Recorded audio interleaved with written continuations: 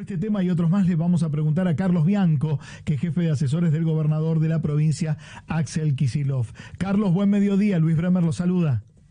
¿Qué tal, Luis? Buen día. Bien, primero la evaluación hoy del caso Insaurralde, su salida o su pedido de renuncia y la desintegración de la jefatura de gabinete. ¿Se mensuró el daño que podría llegar a causar dentro de la campaña? Mira, obviamente no es un tema, un asunto, una situación que no vaya a tener un impacto. Obviamente que tiene un impacto, lo estamos viendo por las redes, en la calle, en los medios, pero bueno, el gobernador muy claramente decidió que alguien que lleva adelante esa acción no está a tono con lo que él espera para sus ministros y por eso decidió apartarlo del gabinete.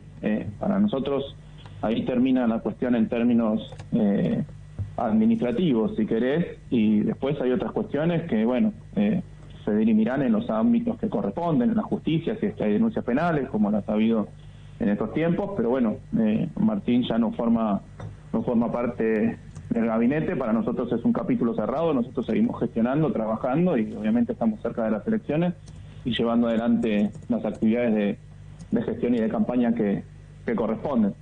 Hay, un conjunto de teorías, hipótesis y acusaciones que habrán seguido a través de un clipping justamente de todo lo que aparece en medios, desde la teoría de Tata Joffre que llegué a escuchar de Romeos y Julietas, mujeres que son acercadas a determinados círculos de poder para poder tener información directa. Por otro lado, también una posible denuncia hacia esta persona por intento de extorsión al que fue jefe de gabinete. Y por otro lado, el hecho fáctico, ¿no?, de que uno se pregunta qué político podría tomarse una vacación, por más breve que fuera, en medio de un año electoral.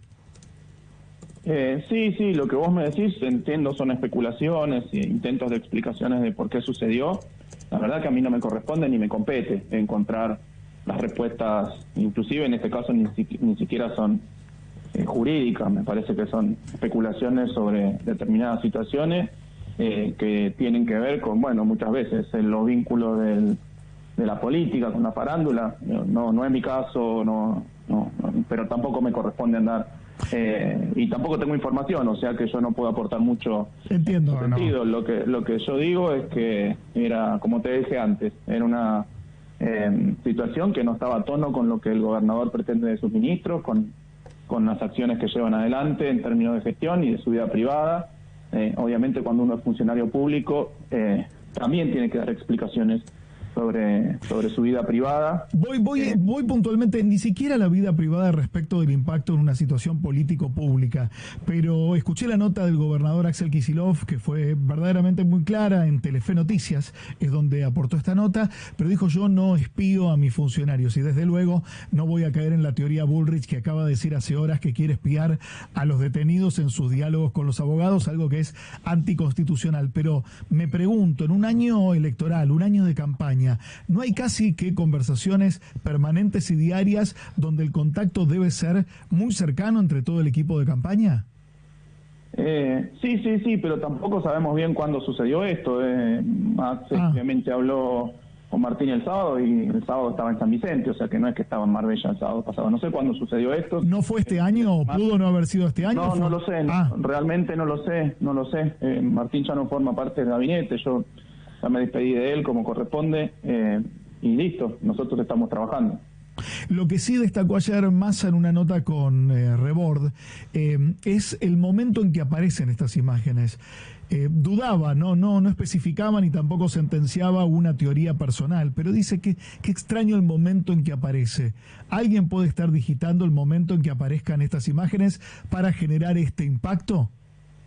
Sí, imagino que puede ser parte de una operación, pero realmente yo no soy investigador, no soy experto en estos temas. Yo soy un funcionario público que arranca a trabajar temprano y termina tarde, y tengo mi vida personal, mi vida privada, dentro de los cánones en que espera el gobernador, que sus funcionarios lleven adelante no solo sus acciones públicas, sino sus acciones privadas. Claro. Claramente lo que sucedió el sábado, lo que se conoció el sábado, no correspondía con lo que espera el gobernador, sobre todo en un contexto complejo como el que estamos viviendo, y por eso tomó la definición de apartarlo Martín del gabinete. Bien, Carlos Bianco está hablando con nosotros, jefe de asesores del gobernador de la provincia de Buenos Aires. Escuchamos juntos un audio de Néstor Grindetti que, como no podía ser de otra manera y en medio de una campaña, se subió a este tema y esto decía: el enchastre del enchastre del enchastre es el chivo expiatorio que hizo su enchastre personal, es toda una desprolijidad, es todo muy feo. Insaurralde, está atacada de corrupción. Por eso, está todo muy feo. Ahora, que ese árbol no nos impida ver el bosque. Esto es una matriz de comportamiento del kirchnerismo a lo largo de los últimos 20 años. Uno tiene que tener en cuenta todas las cosas que pasaron, de la cual esta por ahí es la peor, es la que se dio más rápido. Nos da eso que yo llamo una matriz de comportamiento, una forma de comportarse, que parte de la base de que el Estado es de ellos. Esta es la palabra de Grindetti en una entrevista en La Nación Más, ¿no? Amplificar un caso e inferir ya en forma directa y antes de la investigación judicial y entender que hay una matriz de comportamiento. ¿Qué dice usted, Bianco? No, me parece que aprovechan una situación que obviamente es repudiable y por eso el gobernador tomó la decisión que tomó, pero no sé desde qué altura moral lo hace Grindetti ni su partido, porque si uno se pone a repasar, ¿no?, algunas cuestiones. Durante el gobierno de Macri había ministros de Economía que en el peor momento de la crisis se iban también de viaje a Río de Janeiro, el ministro de Economía. A María Eugenia Vidal todavía está imputada, procesada por los aportantes truchos. El mismo Grindetti aparece en los Panama Papers. O sea que no sé de qué altura moral hace estos análisis. Yo creo que si hubo un sistema de corrupción fue el macrismo en los últimos años, el vidalismo en los últimos años en la provincia de Buenos Aires. O sea que no sé de dónde hacen estos análisis. Pero por lo pronto nosotros podemos explicar lo que hace en materia de gestión nuestro gobierno. Después, obviamente, la vida privada de cada uno de los funcionarios, tienen que dar explicaciones cada uno de los funcionarios por la vida privada. Por lo pronto acá no hay ninguna denuncia respecto de ninguna acción que tenga que ver directamente con el gobierno de la provincia de Buenos Aires. Si hay alguna denuncia de enriquecimiento ilícito, es a título personal, no hay ninguna evidencia de que haya habido ninguna acción ilegal en el marco de nuestro gobierno. Si lo hubiese habido, hubiese sido el gobernador el primero en denunciarlo.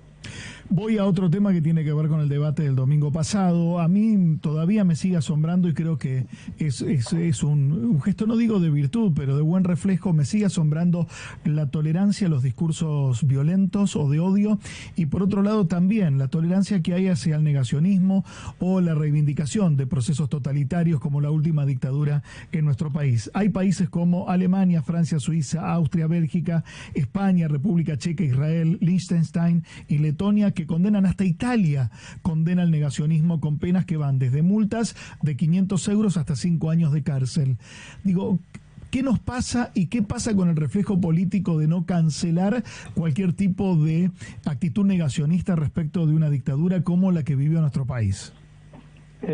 Sí, la verdad que yo también nos quedamos todos, creo que muy preocupados por las palabras, por la posición de Milei como candidato a presidente respecto de lo que sucedió en la dictadura, esta idea de volver con que hubo una guerra, con que la teoría de los dos demonios, con que los desaparecidos no fueron 30.000. Todos pensábamos que era un debate que, bueno, con mucho dolor se había saldado en nuestra sociedad con lo que había pasado durante el gobierno de Alfonsín, del juicio de la Junta, después con el retroceso que tuvimos como sociedad con la ley de punto final y la ley de amnistía, con haber retomado por parte de Néstor y de Cristina los juicios a los responsables del plan sistemático de desaparición de personas, de apropiación de bebés. Pensábamos que era una discusión saldada. Lamentablemente vuelven los profetas del odio, aquellos que quieren negar lo que fue obvio y evidente, y en donde además en el mundo, te lo digo porque yo fui secretario de Relaciones Internacionales de Cancillería, y si había algún orgullo que tenemos los argentinos en el mundo es que todos nos reconocían nuestra política de derechos humanos, que se haya juzgado con tribunales civiles a los responsables de la dictadura, que se los haya condenado y que se los haya metido presos. Me parece que se tira por la borda toda esta tradición. Y sí, me parece tremendamente grave, pero lamentablemente hoy no existe un instrumento jurídico que permita hacer algún tipo de acusación respecto del negacionismo. Me parece que es algo que nos debemos como sociedad. Sé que hubo en algún momento algunos proyectos sobre esta materia, pero que quedaron cajoneados o sin tratamiento en el Congreso Nacional. A ver, intenciones hay porque Victoria Montenegro en la legislatura, que justamente fue resistido por los libertarios, los mismos que luego en el debate de presidentes hacen una actitud claramente negacionista y reivindicatoria por momentos, ¿no? Cuando se repiten palabras de un dictador, de un apropiador, de un asesino en el juicio a las juntas como argumento propio, es una reivindicación de ese proceso que no fue una guerra sino un genocidio. Por supuesto, y cuando se dice que son 30.000 es porque son 30.000, y si no son 30.000, tienen que ser efectivamente el Estado Nacional los que fueron los culpables de las desapariciones, de las muertes. Tienen que abrir esa información y decir qué hicieron, con cuánta gente hicieron, a quienes fusilaron, a quienes asesinaron, a quienes desaparecieron, a quienes tiraron al mar, a quienes tiraron al río. Esa es la cuestión que tenemos que discutir. El número es 30.000 porque el pueblo ha decidido que sean 30.000. El pueblo ha decidido, la memoria del pueblo ha decidido que sean 30.000, inclusive hay informaciones del ejército, algunas que validan de manera relativa esta cifra. Sí, también archivos desclasificados del propio Estado de Estados Unidos, que lo publicó el diario La Nación en el 2006. Digo, no es un dato que tuvieron que ir a buscar muy lejos, es poner Google y aparece esa publicación de Alconadamón. Ahora, dada esta situación, ¿no? Los 3/3 que se repiten y una cuenta regresiva hacia el 22 de octubre con un peligro inminente, que son dos posiciones que claramente no es que lo están camuflando, van directo a suprimir derechos de muchos argentinos y muchas argentinas o a negar parte de la historia de nuestro país. ¿Cuál va a ser, digamos, el tópico de la campaña de Axel Kicillof de acá al 22? No, mira, nosotros venimos poniendo en valor todo lo que se hizo en el marco de las complejidades que tuvo nuestra gestión por la pandemia, por la sequía, por el impacto de la guerra en Rusia, que en Ucrania, por parte de Rusia, que impactó en todo el mundo en términos económicos, en términos financieros, poner en valor eso, pero poner también un tono de esperanza en nuestra campaña. Lo dijo muchas veces el gobernador, yo vuelvo a ser candidato no solo por lo que hice, sino fundamentalmente por lo que falta hacer en la provincia de Buenos Aires. La provincia de Buenos Aires es la provincia más rica, más grande, más diversa, más productiva de la Argentina, pero tiene también los principales déficits en materia social, la mayor cantidad de pobres en términos absolutos, la mayor cantidad de indigentes, zonas subdesarrolladas en términos productivos, inclusive en algunos lugares en donde es muy difícil pensar en un desarrollo productivo hoy por falta de acceso a determinados servicios como la energía. Hemos avanzado muchísimo en ese sentido, pero falta un montón, realmente falta un montón. Los problemas estructurales de 40, 50 años de la provincia de Buenos Aires difícilmente se puedan solucionar solamente en 4 años. Se necesita por lo menos, me animo a decir, un periodo más para ir dándole un camino de solución definitiva a todos esos problemas, pero también se necesitan muchísimos más recursos. El gobernador lo ha dicho desde el primer día. Y o sea que en caso de ser reelecto, digo, Axel Kicillof, la más rica genera el 40% de la producción en Argentina y por lo tanto de los recursos coparticipables, pero solamente por la ley de coparticipación nos toca el 21 o el 22%.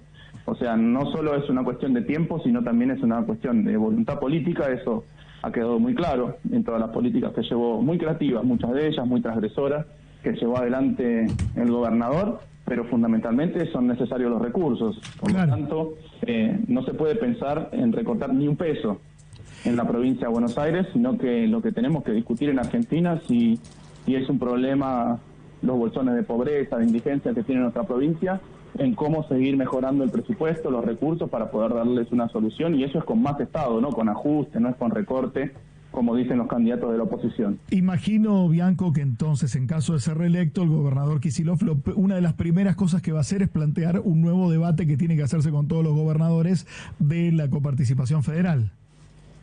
Sí, lo viene planteando ya desde hace un tiempo públicamente el gobernador. Me parece que es un debate que, más allá de la provincia de Buenos Aires, es un debate totalmente necesario. Lo estableció la Constitución Nacional en el año 94, que daba un periodo de tiempo de 2 años para para poder consensuarse entre las provincias una nueva ley de coparticipación, y la verdad que en eso no ha sucedido, y en los momentos en que se ha intentado ponerle un poco más de equidad, de una mejora en la distribución de los recursos coparticipables, han sido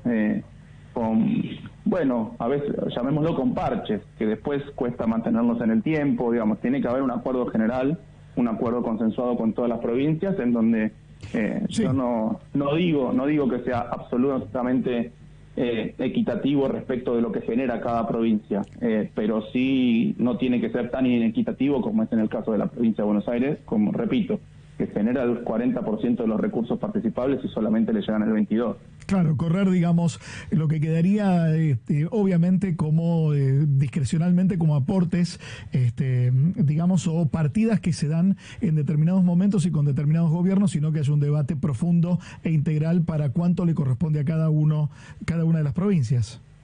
Sí, es eso mismo. Me parece un error histórico lo que sucedió en el año 87 por parte del gobernador radical Armendáriz, que se dio a las provincias del norte 8 puntos de coparticipación que le correspondían a la provincia, y que eso ha profundizado muchísimo los problemas de la provincia de Buenos Aires. Se emparchó, por decirlo de alguna forma, durante el gobierno de Menem con el famoso fondo del conurbano. Después se hizo uso de otros fondos discrecionales, pero esos fondos ni siquiera alcanzan a justificar un reparto equitativo de los fondos entre las provincias en Argentina. Me parece que es una discusión que hay que dar. El otro día hizo mucho hincapié en esta cuestión Schiaretti.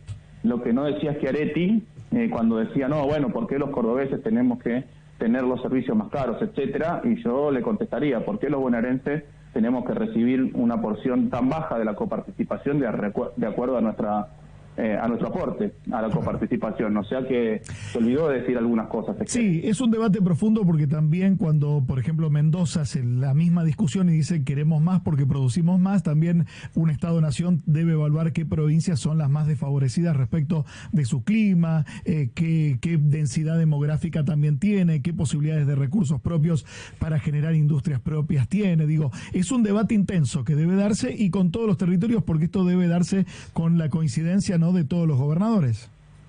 Por supuesto, es un debate importantísimo, interesante, y me parece que necesario para lo que viene, porque si no, bueno, se seguirá tratando de emparchar con distintos instrumentos, con distintas iniciativas que después son acusadas de discrecionales, pero que claro, en realidad lo que vienen a hacer es a poner un poco de justicia a la distribución del ingreso en nuestro país. Carlos Bianco, muchas gracias por estos minutos. A ustedes. Carlos Bianco, jefe de asesores del gobernador de la provincia de Buenos Aires, en diálogo con El Mediodía de las 7:50.